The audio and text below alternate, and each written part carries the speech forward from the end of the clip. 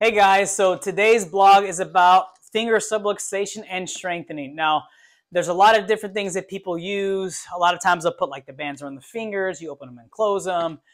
There's putty, but one of the things that I think works great is rice, but we'll get into that here in a second. The important part of subluxations in fingers, in the joints, is we have to make sure that not only the tendons on the front of the hand, so the muscles here, the tendons run here into the fingers and it moves each digit.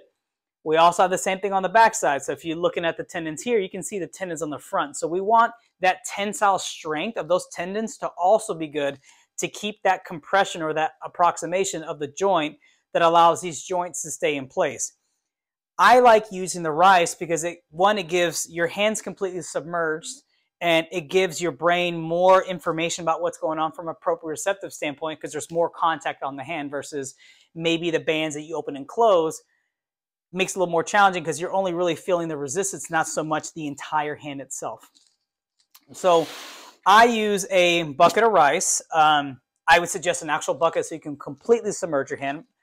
This one doesn't submerge my hand as much as I would like. But I'm going to show you the movement on the outside with this one, and I'll put it on the inside here. So I'm going to completely submerge my hand, make sure the hand is completely covered. So my hand is like this.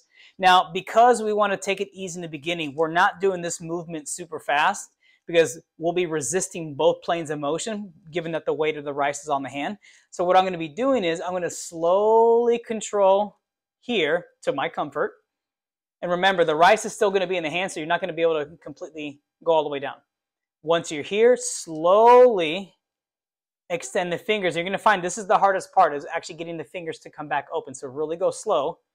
And then I'm going to go again, squeeze as much as I can. You're going to feel the tension here in the arms, even in the hands. Slowly open up the hand. One more time.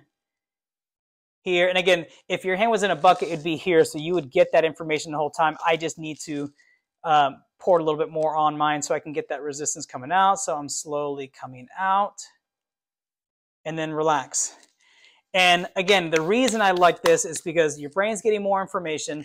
It's providing something called approximation to the joint. So meaning that tension of the tendon keeps the joints together and having that extra pressure so everything's more protected in the rice versus if you're doing the bands, which again is a great progression after you've mastered this skill. But it's a good starting point for anyone that's looking for exercises specific to finger subluxations.